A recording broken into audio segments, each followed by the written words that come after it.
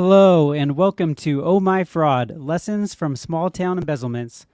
I'm Zach from the Earmark team, and this is a webinar, but unlike traditional webinars, you can earn CPE by using the Earmark mobile app. Download the app by scanning the QR code on your screen or search for Earmark on the App Store or Google Play Store. And again, unlike traditional webinars, Earmark does not use polling questions during the presentations. Instead, you will verify your learning by taking a short quiz. Once the quiz is available, we will notify you via email. You can then use the app and earn your CPE certificate. So again, don't worry about polling questions or attendance checks today. Just enjoy the webinar. Now let's welcome our instructors and hosts of Oh My Fraud, Greg Kite and Caleb Newquist. Right on. Thank you so much, Zach. Caleb, welcome to our first ever webinar for Oh My Fraud. You're doing great today, aren't you? I'm doing great. I'm doing horrible. Today, you got everybody buckle up for Angry Greg for the webinar today. Today's just been hell in a handbasket. I'm at work. We figure out my internet's not strong enough to do a webinar, but I was doing it from work because I've got some angels here at my home who are cleaning my house because it's the Christmas time, and this was the only time they could come and do it. And so I came here, and they've had to hear me swear repeatedly while we've been getting onto this webinar. So anyways, that's my day today. Plus, also, when people are riding bikes in the street, why aren't you over a little further? Anyways, that's all my day, not your day. Caleb?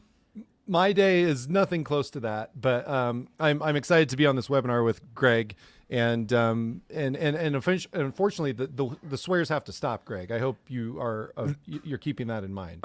They're all in my head, but they will not be coming out of the mouth. Not today, but for everybody that's here, we're gonna jump right into this. We got a great webinar ready for you today. Lessons from small town embezzlements. We got not one but two different embezzlement cases that they have a lot of similarities, but they are actually very, very different as well. We're gonna look into those. They're great stories, and there's a lot of stuff that we can learn from those.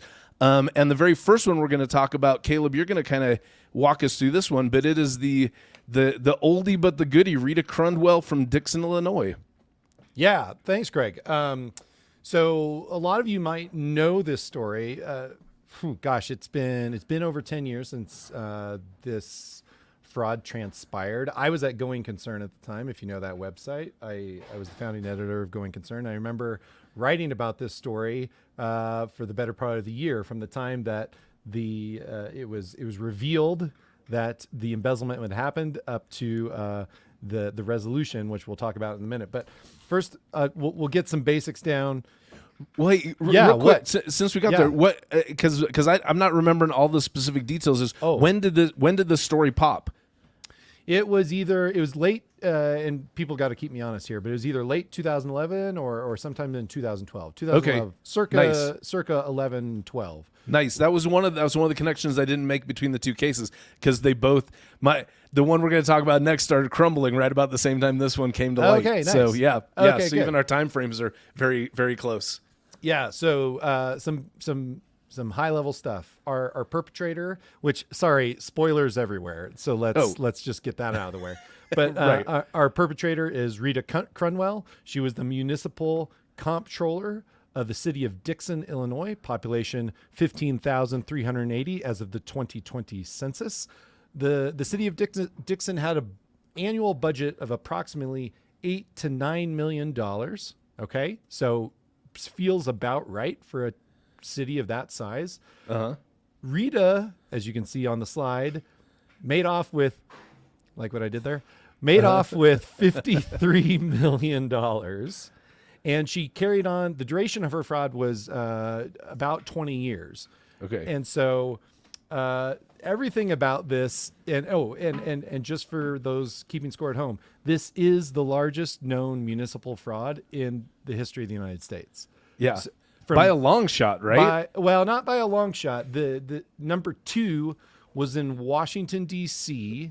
and I don't remember the timing, but it was about 48 million or so. So right, but that's the thing, because we covered that in the episode when we talked about Rita. And the thing is you look at Dixon, Illinois versus Washington D.C. You're talking about two cities with vastly different economics. Where in Washington D.C., 48 million or whatever that happened to be was what I mean. I'm not going to say it's inconsequential, but it's a lot less of what they're talking about is like from an annual budget sort of perspective. Yeah. You talk about a city of 15,000 people that still you're stealing, at least $5 million more from, then yikes. So just to kind of put that into context, the size of the fraud in Dixon, Illinois worked out to be about $3,300 per citizen. Yeah.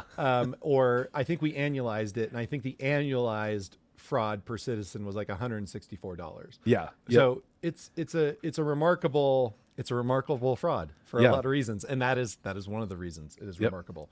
So just to give you an idea how Rita, just to give you a very quick synopsis of the story, because we don't have a lot of time, but Rita is a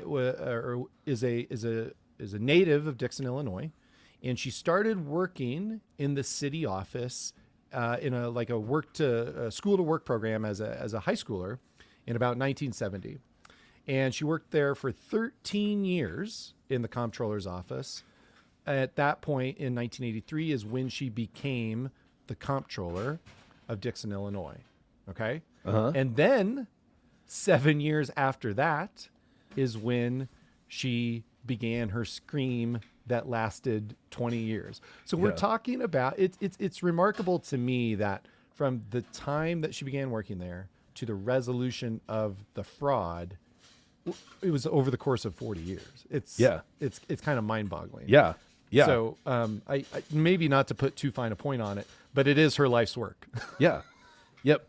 And we'll get, and again, spoilers, giveaways, things that we're maybe putting out of place. But one of the things that's very interesting with both of these cases is you're talking about someone who was in the job for a long time, and just with the longevity of them in these positions, they were just given tons and tons of trust, and that's what the trust is what they exploited.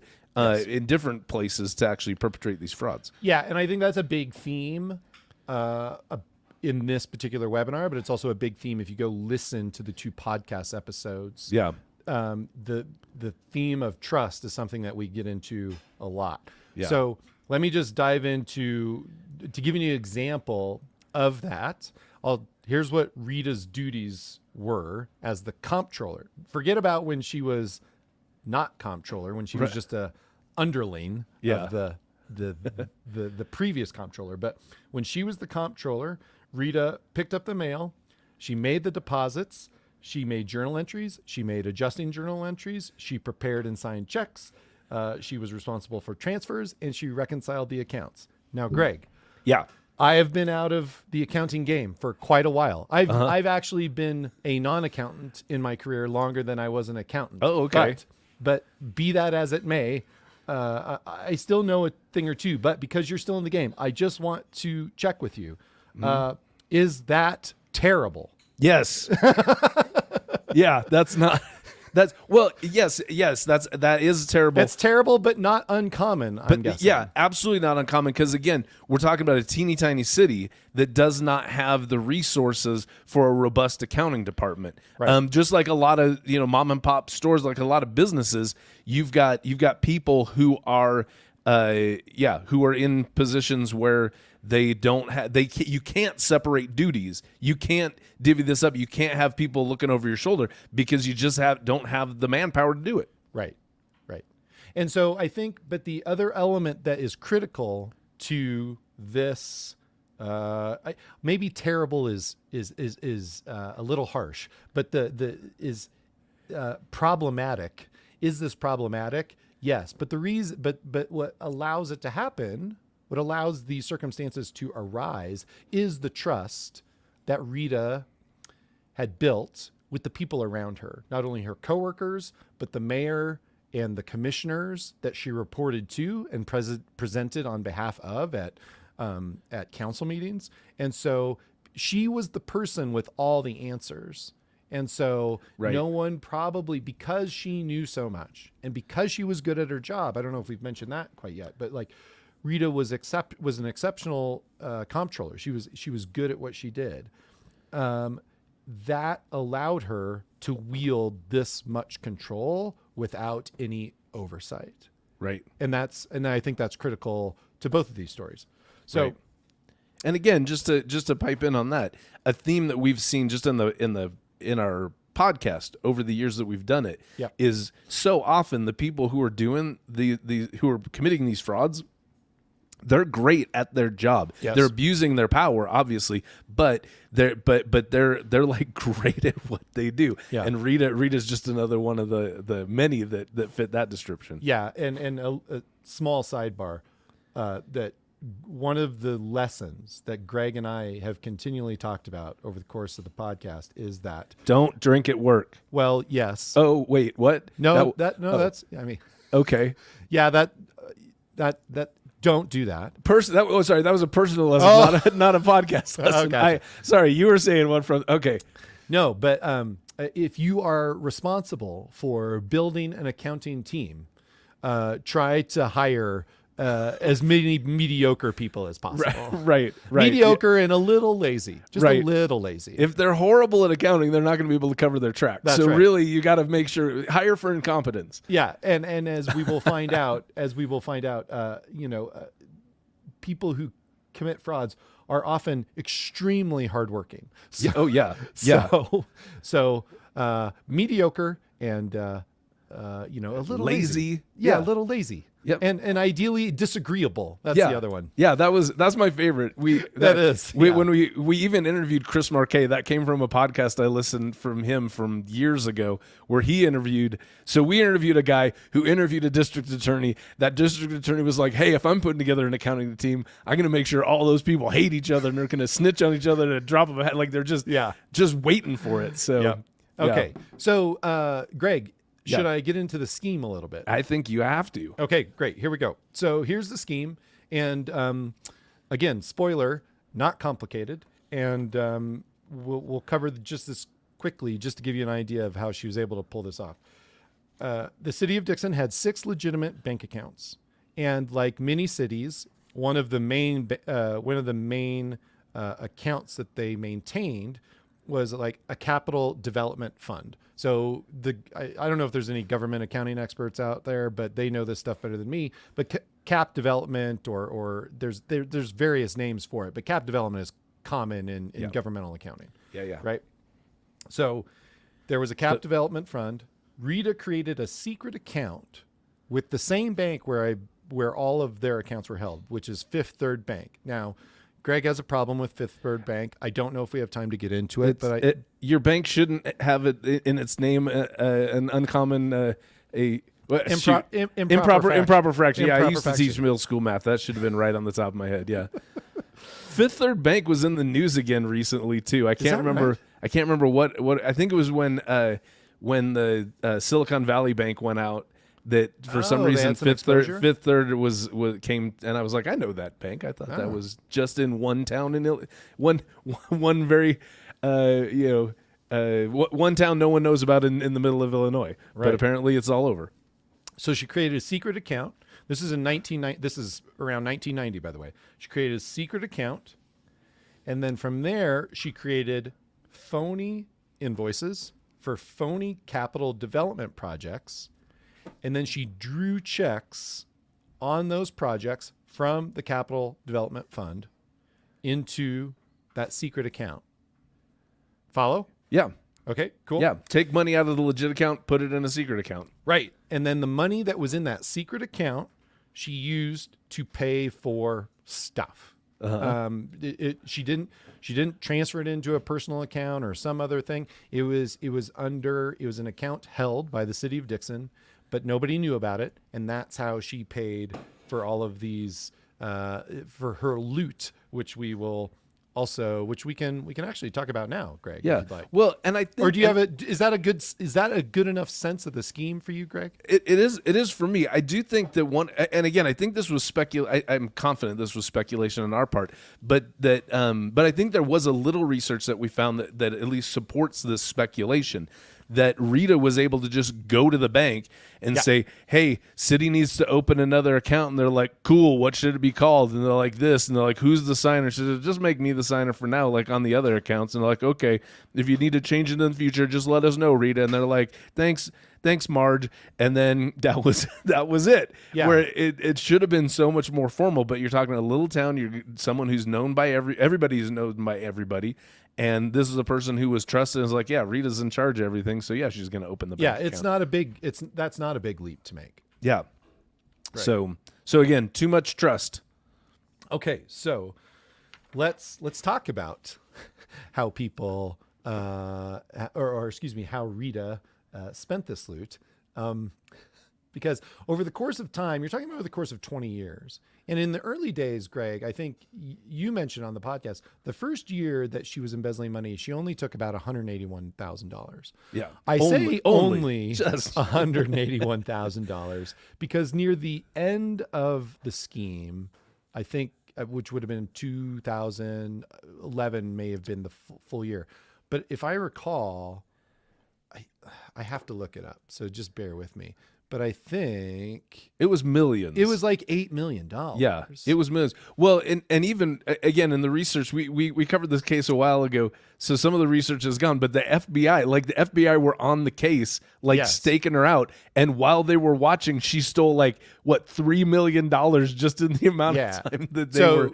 I stand corrected. It was that in 2008. 2008 was the most she ever took. So it was a few years before she wrapped it up. But in 2008, she took $5.8 million in a year. Yeah. Which is 60% of the city budget, which is just insane to me. Yeah. She'd gotten she was so good at her job. Yeah. She knew how to do it. Right. And so she spent this money on building essentially it's not I guess a horse ranch, but she was she showed horses professionally in competitions all across the country, and she built out this operation because that's an operation, essentially. But I am not. When I went back to refresh my my memory of this story, it is incredible to me that she literally had hundreds of horses in multiple states, I think a dozen states. Yeah. And the comment that we made at the time, or I think I made at the time, is regular wealthy people. And I'm not talking your local professional athlete wealthy. I'm talking owner of the team wealthy. Yeah. Even those people don't own hundreds of horses. Right. You know what I mean? And so this is where essentially all of her money was going. And all of the city of Dixon's money. All of the city of Dixon's money. Excuse me. Right. Yeah. Thank you for correcting me. But yeah, all of this city, the money from the city of Dixon, that's where all of this money was going.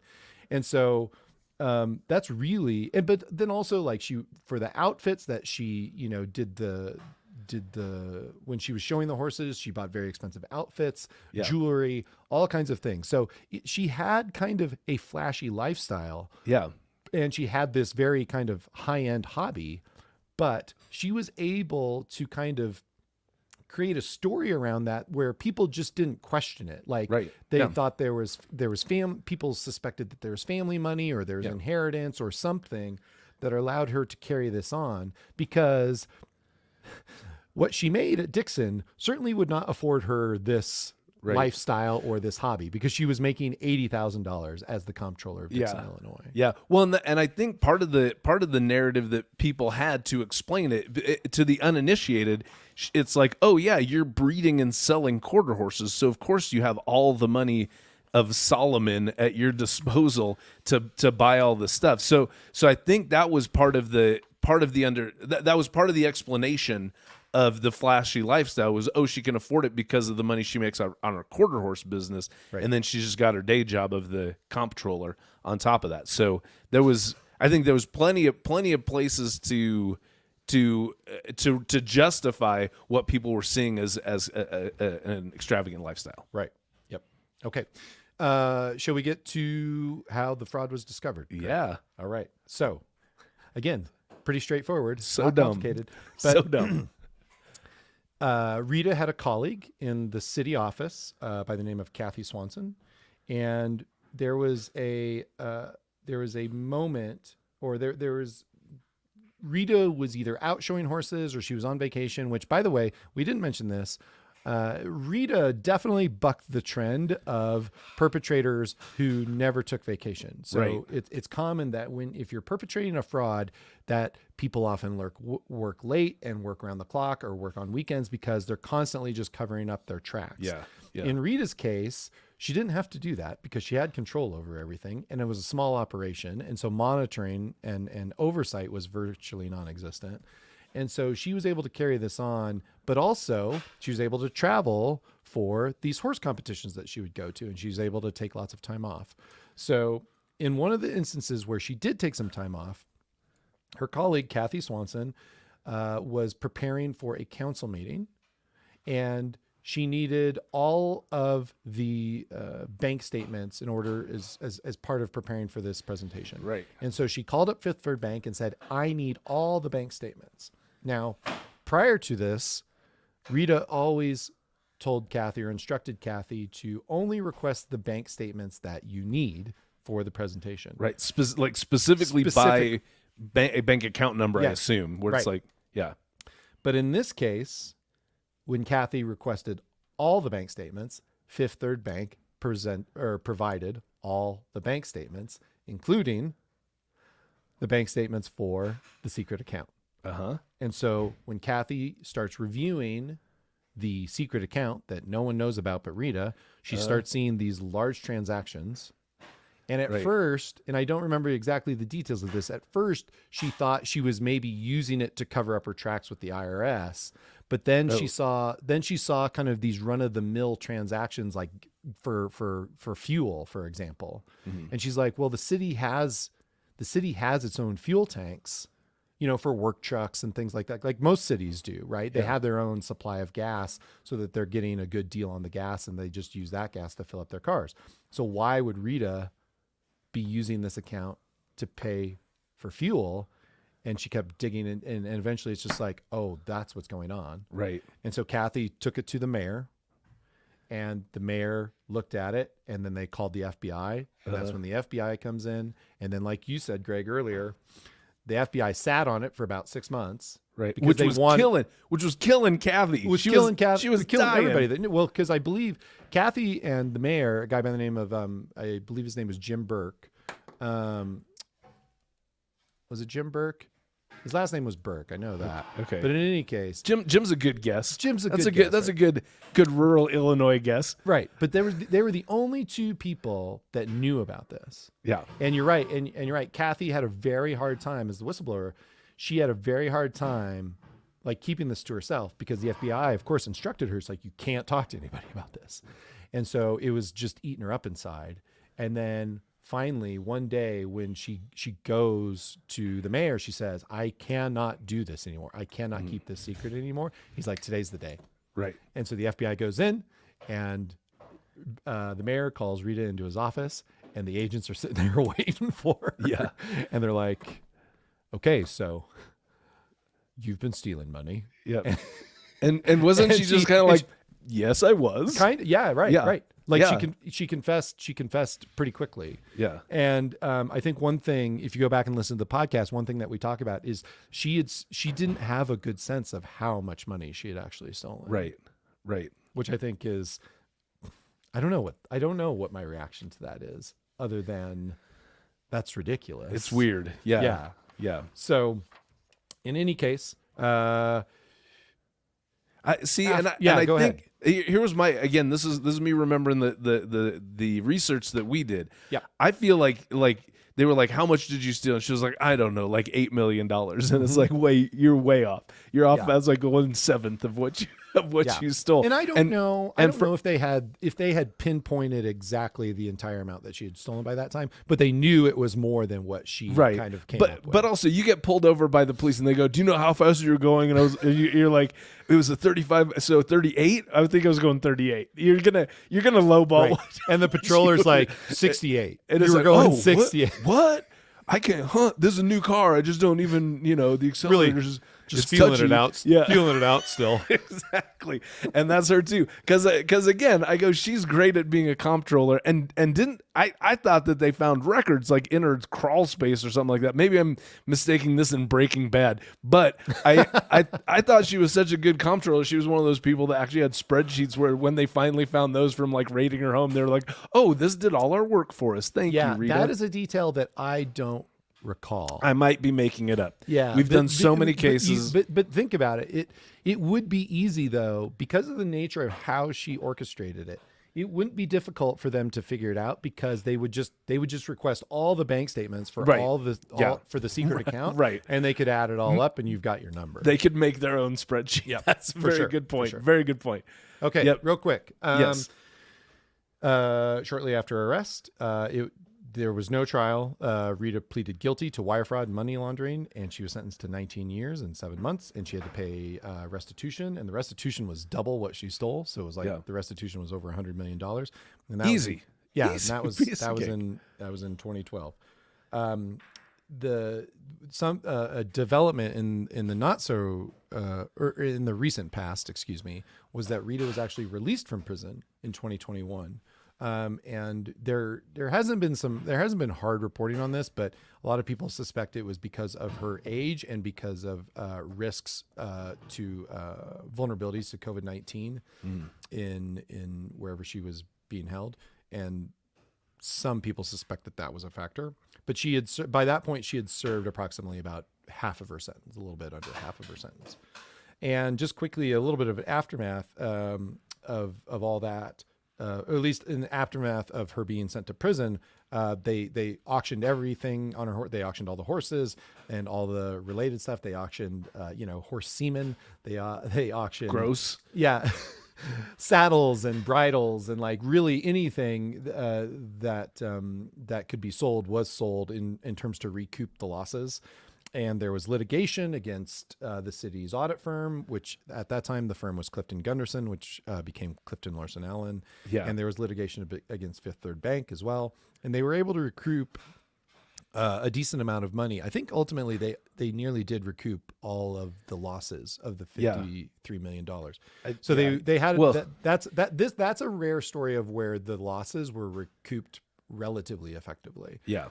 Because that's not always the case. That's a lot of times that's not the case. Yeah, because exactly, but a lot of it was because of the lawsuits that they were able to wage against these other companies that should have done their job better. Like with Clifton Larson Allen, that's something that just still blows my mind, because I've never. So I'm a CPA. I've been a CPA since 2011. I have never worked an audit, but I know enough to know that bank confirmations is like one of the main audit procedures. And so you just send a letter to the bank and go, hey, you do what Kathy Swanson did. You just say, hey, we need all the statements. And apparently, again, unless my memory's failing me, but I'm pretty sure this is accurate, they went back through Clifton Larson Allen's, or I guess Clifton Gunderson's. What was their first name? They were Clifton Gunderson at the time. Clifton Gunderson at the time. They went through like their work papers and they actually found statements for this secret account. So the auditor knew about it, just didn't follow up on it. Didn't follow up on it. Just wasn't doing a great job at auditing. Yep. And I found Clifton. If I recall, they went to trial, or maybe it looks like it. I'm pretty sure they went to trial. And they were found liable, and they ended up paying $35 million. Yeah. So that was a big chunk of the losses. Right. It was supposed to be $53 million, but they just made a transposition error. Yeah. And that's so in sometimes their favor. So sometimes, they also Clifton Gunderson didn't find that error either. It's weird. They're just really bad at auditing, is what they were. Anyway, there's a lot more details on that phase of this story in the podcast episode. And I guess last thing that I'll just mention, I just found an article today, Greg, that was from this past year in Politico that talked about this case. And Politico covered the story. The reporter who did the story did a pretty good job. It was a little bit more, they had a little bit more focus on the form of government that the city of Dixon had, which is again something we talk about in our episode.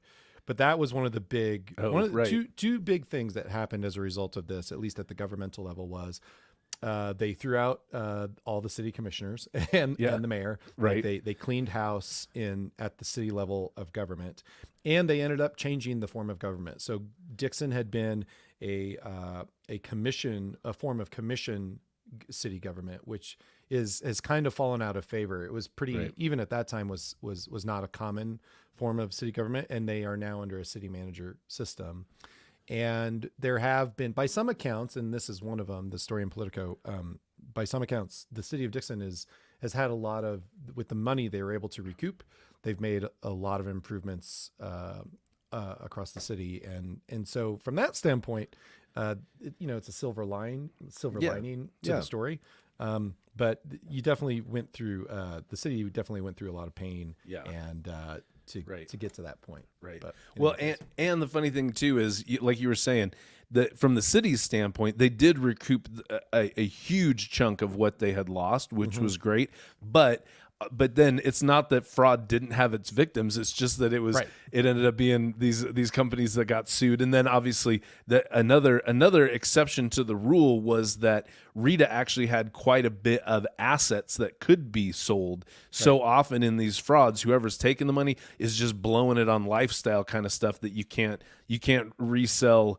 A trip to Vegas. That's not an asset that the FBI can seize and sell at auction. Raised. This is the last point I'll make, and I think, Greg, I'll let you talk about our next case. But they were able to raise about $10 million at auction, and they got the money from Clifton Gunderson. They got a little bit of money from Fifth Third Bank, and so it got them close to recouping all their losses. But I think not without, as you say, a lot of pain along the way. Yeah.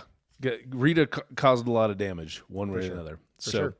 Excellent. Right. Well, and that is the case of Dixon, Illinois. And by the way, Tyler, I see you in the comments there. You say love the movie by Kelly Richmond Pope on this fraud, All the Queen's Horses. 100%. If you have not seen that documentary, do yourself a favor. It's kind of hard to find. I think I remember watching it on Amazon, but it's out there and you can find it. And we've actually interviewed Kelly about this case and about her documentary. And so please check out our interview of Kelly Richmond Pope. I believe it's episode 20. Yep. And the Dixon case is episode 3. Don't listen to that episode. That's not our best work. I just listened to it this morning, and it's not as bad as you think. Okay. All right. Yeah. Okay.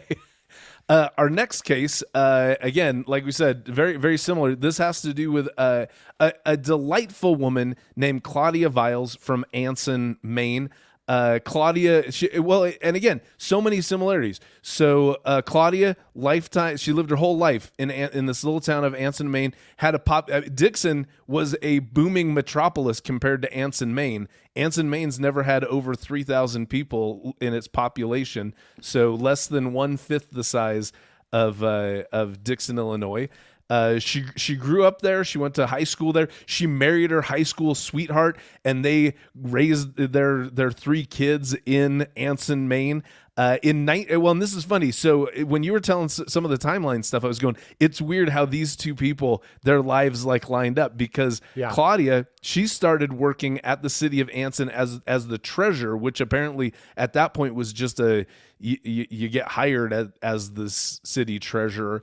And that started in 1973. When did you say that Rita started at Dixon? Rita started at Dixon in 1970, and I think she was still in high school at the time. Okay, and so Claudia was 24 when she started. So she was out of high school, out of college. She'd finished college. She went to college in some little tiny school that was 20 miles away from Anson. Not far. I remember that. So it was everything was really close. So she started in 1973 as the treasurer. Then she got elected as the city's tax collector in 1982. What was the year that Rita started? Because did you say it was 80? Rita became the comptroller in 1983. So yeah, so again, right around the same timeline, this is happening. So, and here, this is one of the funny things that I'm sure you'll remember from this case was when we saw, because the headline that made us so interested in this case was "Tax Collector Steals $500,000." We were like, tax collector's a job? What is this? Like we're going, well, we know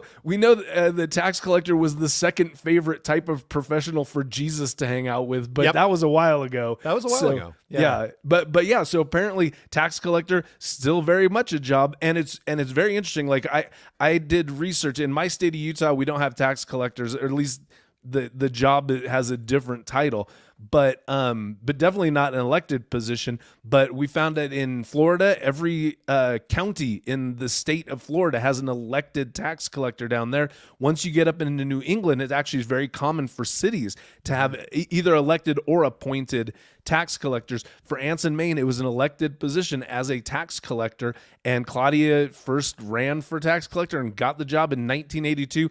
And tax collector, this was an interesting thing, and I got the quote right here. The job was primarily to collect excise taxes for the registration of aircraft, house trailers, and motor vehicles. So we're talking about a city of 2,500 people tops. Not a lot of aircraft, maybe a lot of motor, house trailers. I kind of think of that as maybe like trailer park trailers kind of thing, is maybe a house trailer, or maybe an RV. A house trailer, or potentially, an RV. Yeah, I don't know how they bucket those things. Yeah. But And again, I have never had a position as a tax collector where I had to collect excise taxes for motor vehicles and house trailers. But my guess is like a fifth wheel trailer would be possibly a trailer. An RV would probably, since it's a motor vehicle, it's still a motor vehicle. That's still under her purview. So it kind of doesn't matter where those lines. But that was her job. So she got that job in 1983, and she was, I don't know how long a term is, but she was reelected enough so that her entire career was 33 years as the tax collector. That doesn't include the years that she was the treasurer. So again, we're talking about 40 years that she was in this position as a tax collector in Anson, Maine. And she was a marvelous person. So first off, like I said, she married her high school sweetheart, Glenn. And they had this idyllic marriage that like people knew about the Vileses, and that they were just lovebirds and sweethearts. And there's a quote from her husband, Glenn, that's like, she's the rock of our family, and she's not just my wife, she's my best friend, all that kind of stuff. They had, as a family, they went through a tragedy in 2009. One of her sons died from an overdose, and she ended up becoming the guardian of his child, and raised that child and took care of that child until his mother, who apparently, I mean, again, this was a little bit of reading through between the lines, but it was also on drugs, got herself cleaned up to the point where her grandkid's mom could then take that child back and start raising that child. So Claudia, not only, I mean, that's a big deal to go in and to raise your grandchild, but then also to have a big enough heart and a kind enough, forgiving enough heart to embrace that child's mother, and to trust that person enough to give that child, and to trust that child's mother enough to give the child back. That's huge. That's like saintly kind of stuff in my book. There's tons of stories about her, doing your like run of the mill Sister Teresa kind of stuff, where she's, bringing, sending cards to people who are down, and bringing soup to people who are sick, and visiting people in the hospital, all those sorts of stuff. But then there's also like some bigger stuff. There was 3 sisters from Anson that had moved to Oklahoma with their father. Never says how old these sisters were. My guess is that they likely were old enough to not have to live with their dad, but apparently their father was abusing them in Oklahoma. Claudia found out about it. She paid for them to move back from Oklahoma back to Anson, Maine, where they would be free from this abusive father. And those 3 sisters say, this is a quote from them saying, Claudia saved our lives. That was how bad things were with this abusive father. So she did that on her own dime. There's stories of her being a secret Santa, but not like the dumb kind at work where it's like, here's a mug full of candy, surprise. It has Mickey Mouse on it because I heard you like Disney. Like, it's not that. She would like legit secret Santa where she would find out about people in need in Anson, Maine. She would, without them knowing, she would buy them stuff, whether that was like food or warm clothes, or whether it was just gifts that, for Christmas, regular Christmas gifts. And she would leave them on the door, ring the doorbell, and run away as fast as she could. So people would just open the door and find random, presents and surprises and needed things.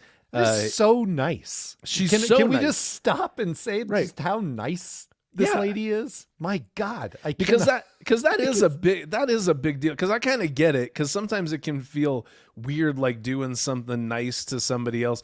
But also, there's sort of the human need of wanting to get a little credit for those. And apparently, people did know about it somehow. Yes.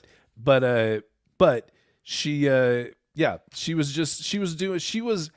It feels like she was a pillar of kindness in this small town community. Absolutely. And I just have to say, and I mentioned this in the podcast as well, is that Anson, Maine is approximately the size of the town that I grew up in the Maine of the Great Plains. Nebraska. That's what people call it all the time. Yeah, the Maine of the Great Plains. I think there's a sign when you enter Nebraska on I-80 that says the Maine of the Great Plains. Yeah, absolutely. And also my mom worked in the county treasurer's office for a time when I was growing up. And so there's one story that Greg hasn't talked to that hasn't mentioned yet, but apparently, and again, the sourcing of this story is maybe in question, but one thing that you found in the research was a story of a young couple.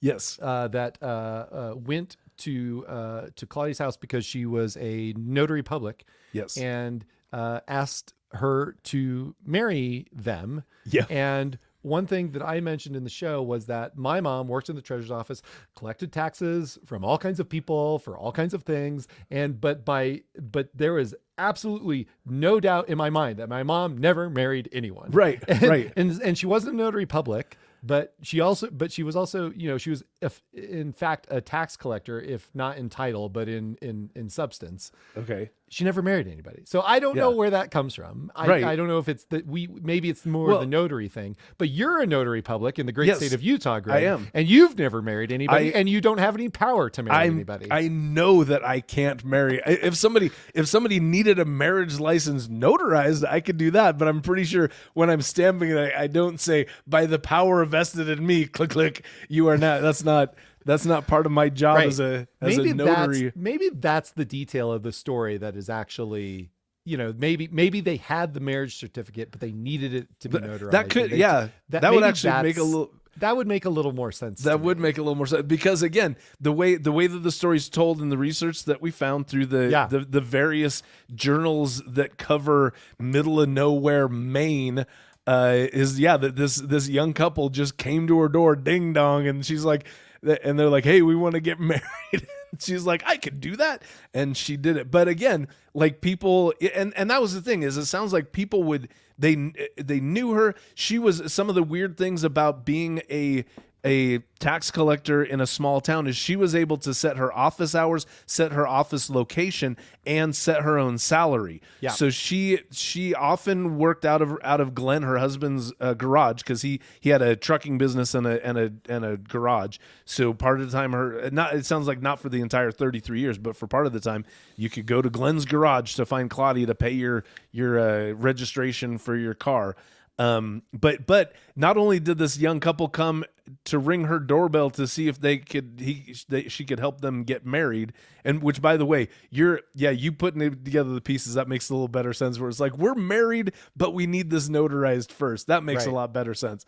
But then another thing that happened, and again, so funny because we're doing this webinar live, exactly 1 week before Christmas.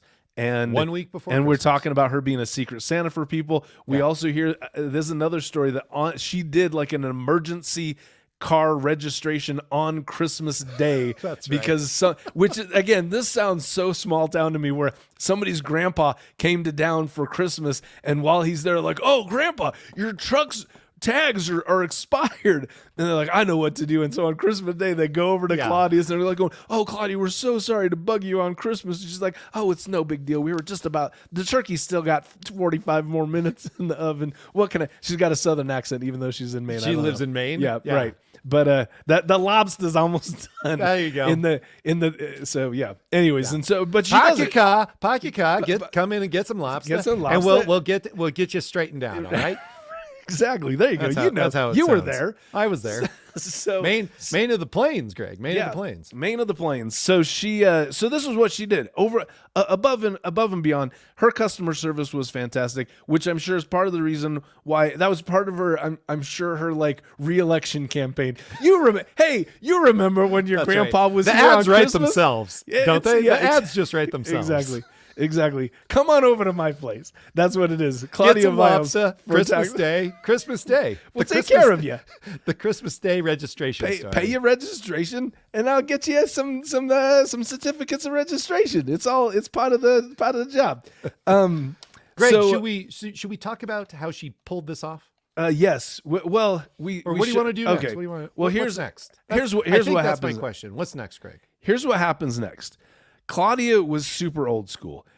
She did not. She was still using, in terms of technology, in the year 2012. She was still using an electric typewriter and a 10-key adding machine to do her entire job. Fantastic. She did not. In 2012, they were finally like, hey, Claudia, the city of Anson's going to upgrade you to a computer. So then she got a computer, and she basically, for that first year, was just using it for like word. It was basically a fancy typewriter. It was just mostly word processing is what I gather from that. But then the following year, they're like, hey, here's some software that's going to help you do your job. It's going to track registrations and things like that. And after that software was implemented, then some of the town officials in the town of Maine were like, hey, the computer says that you should have collected more excise taxes than what's being deposited into the bank. And then they were like, we should probably audit this. And they did a couple of different audits. And at the end of both audits, they were like, oh, hey, there's $500,000 of motor vehicle registration money that should have been collected that was not deposited into the city's bank account. What do you think about that, Claudia? And Claudia was like, I absolutely didn't do it. And they were like, there's no one else who could have done this, Claudia. This was 100 because again, much like Rita Crundwell, she was a one-man band. There was nobody, there was zero separate. People would pay this money to her directly. And I've got to assume often in cash at her home. So there's no way to detect what's going on. She was, and what's funny is, again, so she goes to jail. That's the very short story. They find out there's huge discrepancies between what should have been collected and what was deposited, and they were like, you did it. She's like, I didn't. They go, but you did, and she goes to jail. And that's how the story ends. And it's a very anticlimactic story after that huge buildup of how wonderful of a person Claudia was. But it was just that. She was just skimming money from these payments that were made directly from her because she had no oversight and there was no separation of duties. I will just say, though, she did go to trial because she professed her innocence. Yes. She did go to trial, which I think is a significant difference in the stories, and like throughout the different cases that we've talked about on the show, is that people who go to trial, people who roll the dice with trial, they often get more severe penalties, sentences as a result. And like that's very common. I doubt there's any prosecutors on the webinar today, but like what you find, it's called the trial penalty or something like that. So if you go to trial, to put those three people all through the work of doing that, they usually throw throw the book at people who are found guilty. Yes. Now, and it's interesting that you mentioned the book being thrown at her, because they will, but only up to the extent that the law will allow. Yes. So one of the interesting facts about this case is that the statute of limitations only allowed them to prosecute back to 2009. Right. So if you figure she started her job as the tax collector in 1982, that was 27 years that they couldn't even look at or admit to court. So in my mind, I go, she stole $500,000 between 2009 and 2013, which is when everything went down. Which again, right, the Rita Crunwell stuff was 2012. So again, both of these cases fell apart right about the same time. But it's crazy that they couldn't even, and again, she maintains her innocence, and there's a statute of limitations. So it's just like she got away scot-free with whatever she was stealing prior to 2009. Another interesting fact in this case was right after the audits happened, and they were like, she's been stealing money. They raided her home, and they found almost $60,000 of cash in Claudia Vile's home. And how much cash do you got in your home right now, Caleb? Far less than that. Yeah, I've got a jar of change in my bedroom, and I think that's all of the cash that's in this house. And it's it's a decent sized pickle jar, and it's pretty heavy. It probably weighs a good 8 pounds. Yeah. But I'm thinking it's far less than $60,000. Right. Yeah. So as a matter of fact, I just had just this weekend, I'm having my basement remodeled, and there's a guy doing, that thin brick application you can put up? Yeah. Yeah. So I just had a guy do 2 walls. That looks fantastic. He finished the job. He said, hey, so it was an $8,000 job. I'd already paid him $3,000 of the $8,000 with a check. And he said, hey, when I finish, would you mind paying me with cash? Does that sound suspicious? Sure it does. Am I the police? No, I'm not. Is paying with cash a perfectly acceptable way to pay somebody? Yeah. Is he doing something sketchy? Might be. Is it on him? Yeah. Is it on me? I run a fraud podcast, so maybe a little bit. Jury's out. But I tell you what, I never felt like such a drug dealer than I did going into Walking my around bank with $5,000. Going into the bank and saying, hey, no big deal. I just need $5,000 cash. And I guess must not be untypical for bank tellers, because she didn't bat and she said, cool, what account? And she counts it all out like she'd done it before and sends me home with this. With $5,000 in cash, 50 hundos. You think it'd be a bigger, and you think it'd be multiple envelopes, but it's not. Nah. It's one. It's a pretty It's like fat one. envelope, but it's that's a fat all it one. is. Yeah, yeah. And then, but anyways, so for a moment, and nothing makes you feel more paranoid than walking around with $5,000 cash. Yeah. And I was like, of course, this is the day that I'm going to misplace an envelope, and it's going to be the one with $5,000. So for a moment, I had $5,000 of cash in my home, but that was for about 36 hours, and that was it. Yeah. So just having 60 grand just sitting around, to me, that's an indication that something was fishy with the whole situation. So, hey, Greg, yes. we got less than 10 minutes to go here in the hour. But we're nailing it. But yeah, it's feeling good. So should we talk about some lessons? Yeah, we have to. Those are the cases. So Greg, what have we learned? First off, you gotta have internal controls. The most basic one is separation of duties. It's helpful. I will tell you this. So at my day job, I am also a very, very small accounting department, but we at least implement well, I guess we got a couple of things that one thing that is a very very strong internal control that we have is I do not have any authorization abilities at all at my job. So I can't sign checks. I can't do anything like that. So if we're dispersing any money, somebody else has to okay it, or else it can't go out. So even though I'm an accounting department of one, we at least have that much internal control, and it's a lot. And as a matter of fact, we've never talked about this on the case because we don't know, and on an episode yet, because we don't know if we can. But my former boss, he was forced to resign under some strange circumstances, and my personal belief is the only reason why my former boss didn't go to jail is because he also never gave himself the ability to sign to sign checks, no authorization. So if he had, I think likely his fortunes would have been worse than an early retirement. So that's a big deal. You got to try to implement some internal controls. Yep. Do you want me to keep going? I got more. I mean, if you like, I can take one. Take one. Okay, so we talked about it early on, but trust is a big thing in these cases they involve small municipal governments. I think a lot of these lessons are applicable to small businesses in general. A lot of people, I think, either in small, tight communities or small, closely held businesses, trust is a currency that people like to use.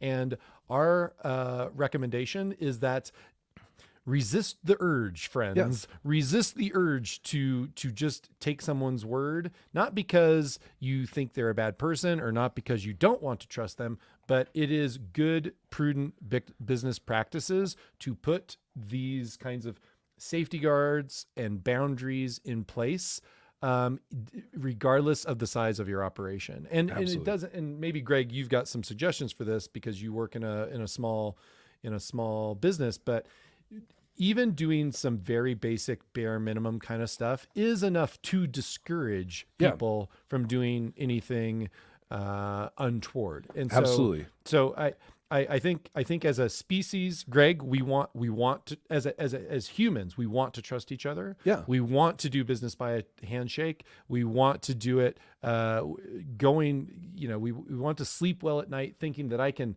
trust Larry. I know I can trust Larry, but even if you can trust Larry, get it in writing, get everything in writing, put controls in place. And especially if you're in a leadership position or you're an owner of a business or in some kind of position to monitor people's activity, just do that, just the bare minimum, and if you don't have the requisite knowledge in order to do that monitoring, find someone who can do it for you.